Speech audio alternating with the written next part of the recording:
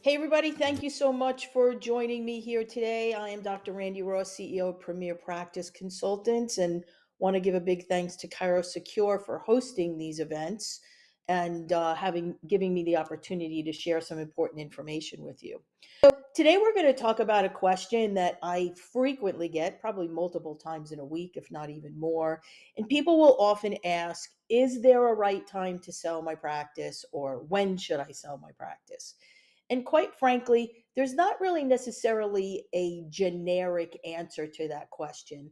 There's different types of situations that will deem when it's right for you. And we're going to kind of talk about each one of those briefly here. So, one of the questions that I often get asked is, does it matter how long I've been in practice? In other words, someone that's been in practice, 30 years, 35, 40 years, does that make their practice have a more timely situation to sell? And the answer, quite frankly, is no. That's the short answer. And what I mean by that is I sell practices that have been around for 4 years and are thriving and doing really well. And, buyers are happy to take that over. And I sell practices that have been around 30, 40 years and that are thriving and people are happy to take over. The misconception sometimes about this particular element of the process is that just because I've been in practice 40 years, I have this legacy practice that anyone would be interested in tapping into and taking over and continuing to carry my torch and so on and so forth. That's not necessarily true. People are really buying currently what a practice is doing and what the value is, as well as a bank.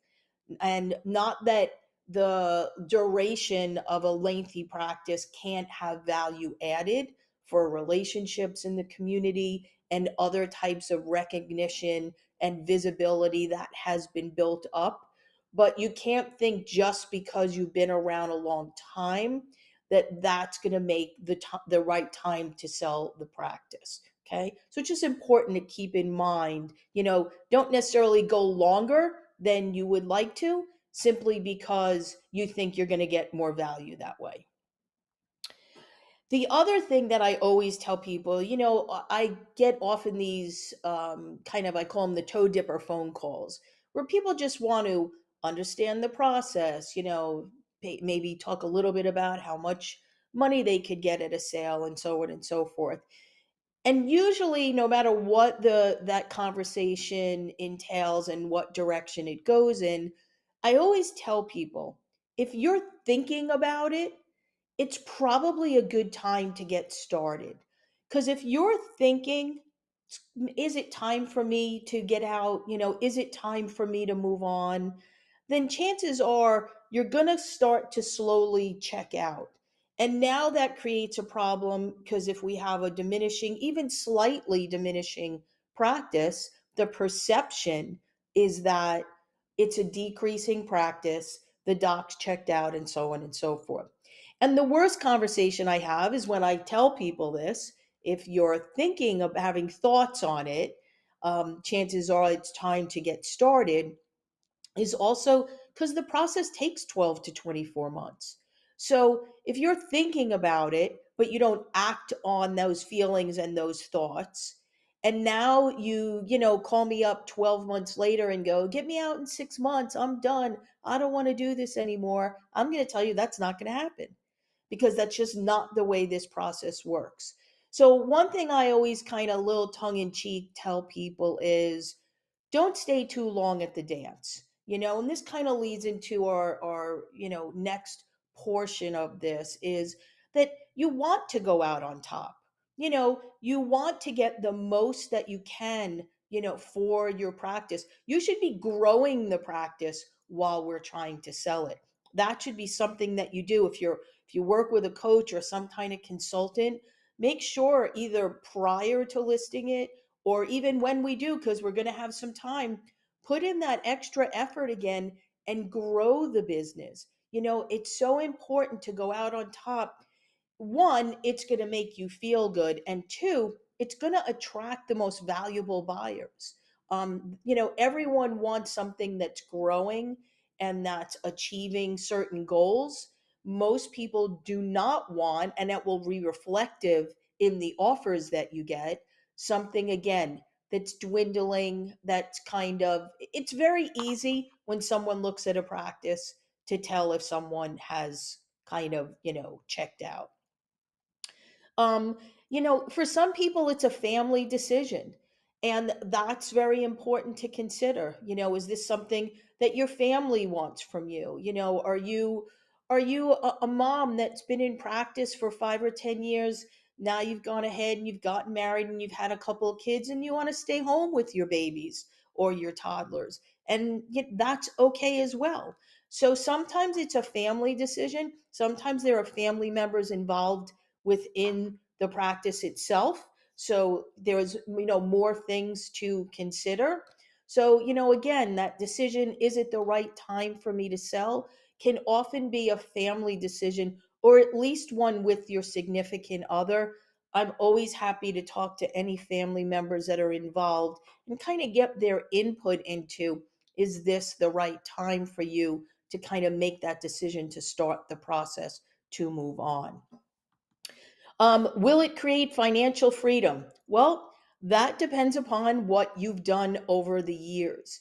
We sell practices that sell for $100,000, probably not going to create a whole lot of financial freedom for your retirement. And we sell practices, up into the multi millions. Those situations hopefully create some financial freedom for someone. Hopefully, that's something you've been planning for throughout your career, especially if you've had that 3 or 4 decade long career. And then the question as to what you will acquire during the process of a sale obviously depends upon an offer, but then it also depends upon conversations with the other professionals that you have in your circle, your attorney, your accountant, your financial planner. These should all be part of this process of, is it the right time for me to sell my practice? Very, very important. And something that people ask me all the time, and it's interesting how often this comes up, is there life after practice? Now this point probably isn't for those of you that are younger, that are getting out to be with family or do other things, or maybe you're relocating and you're not going to work for a little while, which we see a lot of that lately, people migrating to different parts of the country. But I will tell you that I frequently have to talk people off a ledge as it gets much closer to the close of an acquisition and the transaction being completed. People start saying, well, what am I going to do? This is all I've known. I've done this, for 30 or 40 years, and it's who I am. It's my identity. And where am I going to go every day? And I mean, the list goes on and on and on and on. And I always tell everyone, rest assured, the initial process might be a little bit difficult for you emotionally, but I can tell you there is life after practice. And for some people, that's being retired and you're living in South Florida and playing golf and playing pickleball and traveling. For other people, it's other business ventures. For some people, it's just having having that opportunity to spend time with family and friends that maybe they didn't have when you're tied to hours of a practice.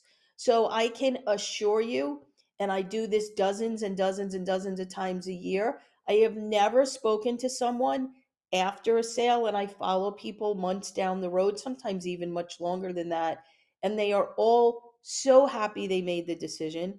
Most people will even say, wish I did it 10 years earlier, or wish I started this, 5 years ago when my wife told me it was time to get out. So there is life after practice. It varies for different people depending upon what stage of your life you are in. So I hope that gives you a little bit of a thought process of, is it the right time to sell my practice? Just a few things to consider as you embark on the process. I'm always happy to be here to field a phone call. If you have questions, we can kind of talk through it. And hey, sometimes it's not the right time yet, and I can tell you that. And for some people, it is, and I can tell you that as well.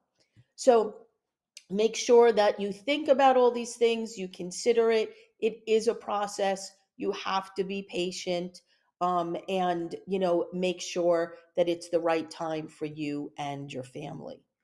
Thanks so much for joining me here today. Again, thank you to ChiroSecure for having me. I look forward to the next time I'm back to share some important tips about your practice.